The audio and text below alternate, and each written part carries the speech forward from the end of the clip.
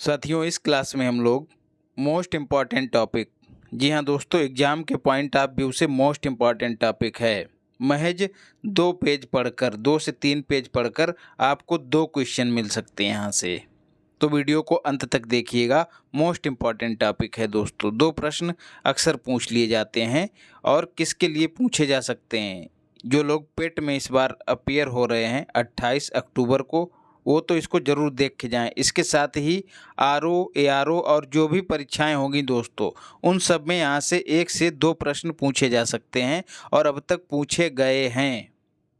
याद रखिएगा, इसलिए ये बहुत ही महत्वपूर्ण है।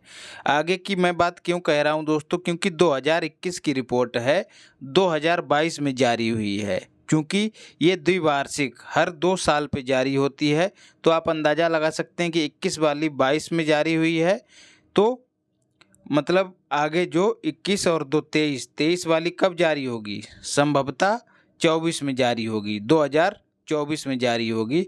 तो इसलिए इसको अच्छे से तैयार कर लीजिएगा, अभी काफ़ी समय है। आपके कई एग्ज़ाम यहाँ से कवर हो जाएंगे। जारी दोस्तों, आपको याद नहीं रखना है, केवल और केवल आइडिया लगाने के लिए बता दिया है। ये याद रखिएगा कि इसको द्विवार्षिक प्रत्येक 2 सालों पर जारी किया जाता है। जारीकर्ता कौन है? तो पर्यावरण, वन और जलवायु परिवर्तन मंत्रालय, उसके जो मंत्री हैं दोस्तों, भूपेंद्र यादव जी, उन्होंने इसको जारी किया। अगला सवाल पूछा जा सकता है कि इसको तैयार कौन करता है? तो भारतीय वन सर्वेक्षण, इंडियन फॉरेस्ट सर्वे जो है इसको तैयार करता है। कहाँ स्थित है दोस्तों? डीडीएन बोले तो देहरादून। स्थापना इसकी कब हुई थी? 1981 में, ये भी याद रखिएगा। रिपोर्ट का ये क्रम कौन सा है, ये भी आपसे पूछा जा सकता है। तो 17वां क्रम है। अगली रिपोर्ट जारी होगी तो वो किस क्रम की होगी? 18वें क्रम की, ये भी याद रखिएगा। नया जोड़ा गया अध्याय, कुछ चीज़ें जो हैं दोस्तों इस रिपोर्ट में पहली बार जोड़ी गई हैं, अब आगे से हमेशा जोड़ी जाएंगी, इसलिए ये पूछा जा सकता है। टाइगर रिजर्व दोस्तों, इसके साथ ही शेर संरक्षण वाले क्षेत्र जहाँ शेर रहते हैं दोस्तों, और इसके साथ ही टाइगर रिजर्व तो हैं ही। मतलब टाइगर रिजर्व्स में जो भी वन हैं उनको भी इसी में इंक्लूड किया गया है। इसके साथ ही जहाँ शेर रह रहे हैं वहाँ पर जो वन हैं उनको भी पहली बार इसमें इंक्लूड किया गया है, इसलिए ये महत्वपूर्ण हो जाता है।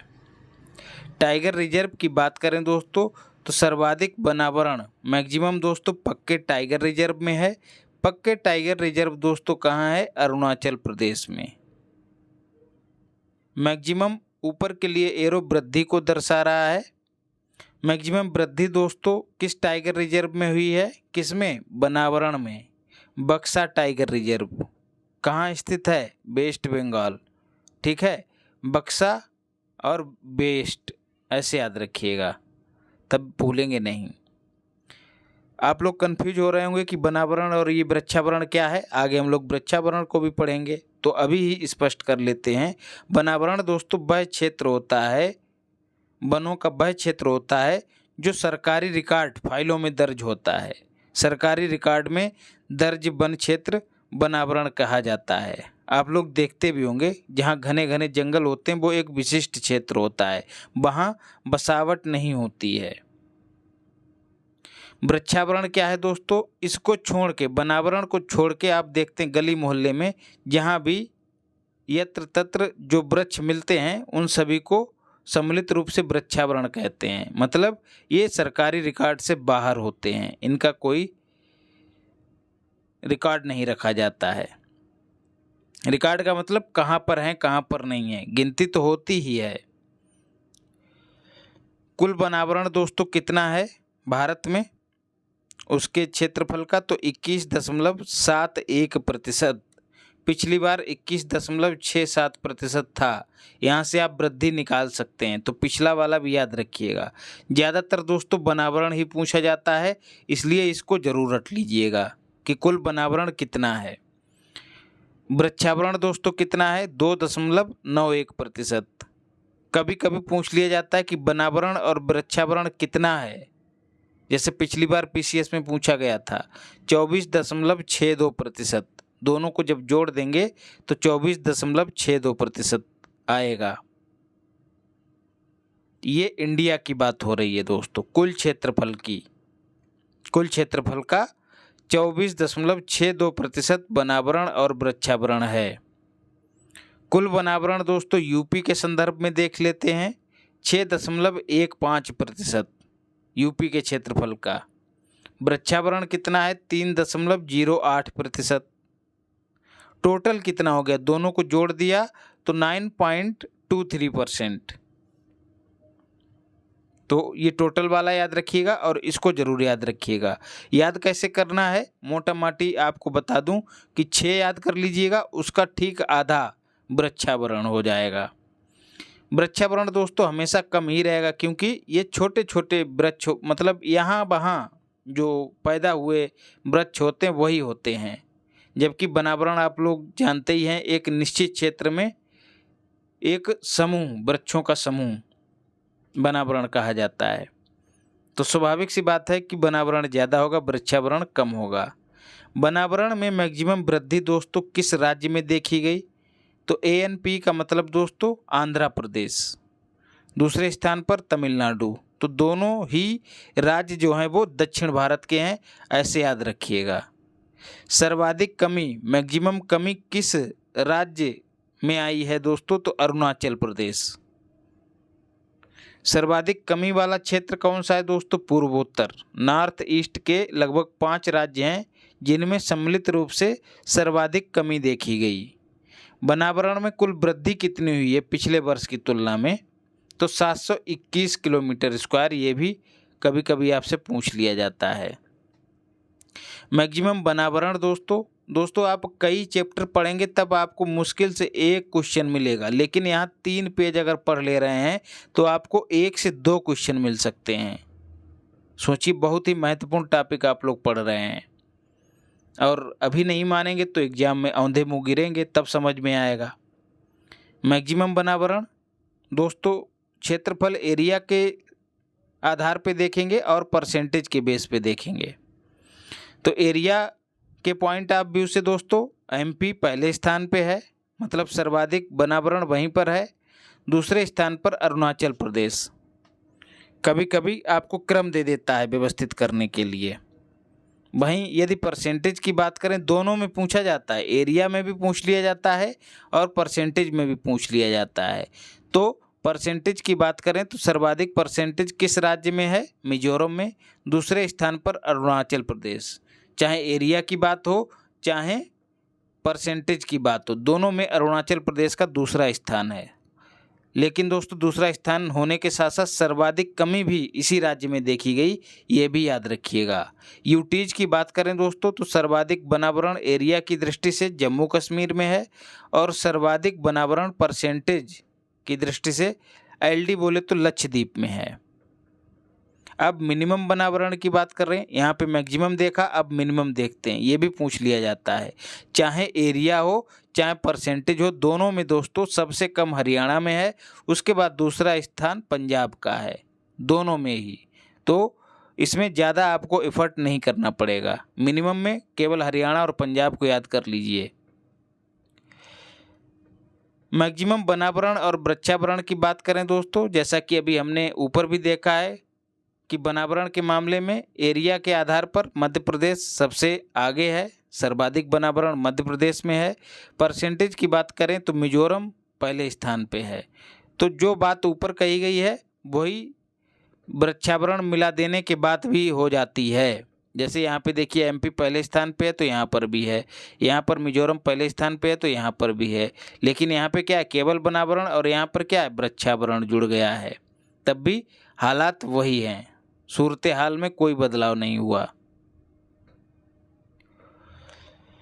यूपी में मैक्सिमम वनावरण देख लेते हैं दोस्तों, तो एरिया के पॉइंट ऑफ व्यू से सोनभद्र पहले स्थान पे है, परसेंटेज के पॉइंट ऑफ व्यू से सोनभद्र पहले स्थान पे, दोनों ही मामलों में सोनभद्र पहले स्थान पे है। SNB का मतलब सोनभद्र, एकमात्र ऐसा जिला पूरे भारत का जो 4 राज्यों से सीमा साझा करता है। मिनिमम वनावरण देखते हैं दोस्तों, एरिया और परसेंटेज दोनों की दृष्टि से भदोही कालीन के लिए प्रसिद्ध है। और अभी हाल ही में दोस्तों योगी जी ने यहाँ पर अंतर्राष्ट्रीय कालीन मेले का शुभारंभ किया है, याद रखिएगा दोस्तों। कुछ लोगों के मैसेज आ रहे हैं कि यूपी का करंट अफेयर्स नहीं दिया।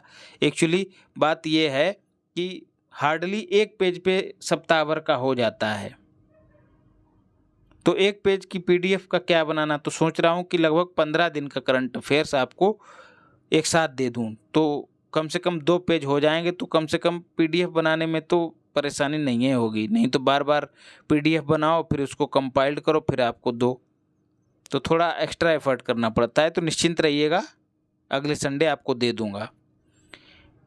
तो ये यूपी हो गया, मैक्सिमम और मिनिमम दोनों।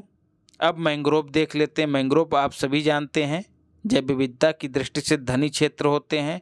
एक वनस्पति होती है दोस्तों जो लवणीय क्षेत्रों में और तटीय क्षेत्रों में उगती है, याद रखिएगा, आप सभी जान रहे होंगे।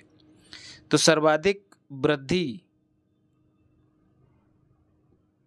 किस राज्य में देखी गई? तो ओडिशा में। ठीक है, ऊपर के लिए एरो वृद्धि को दर्शाता है। और वृद्धि हुई कितनी है दोस्तों? ऑल ओवर जहाँ जहाँ मैंग्रोव हैं वहाँ पिछले वर्ष की तुलना में कितनी वृद्धि हुई है? तो 17 किलोमीटर स्क्वायर। कुल भौगोलिक क्षेत्रफल का, भारत के कुल भौगोलिक क्षेत्रफल का मैंग्रोव कितना है? तो 0.15%। मैक्सिमम देख लेते हैं दोस्तों मैंग्रोव।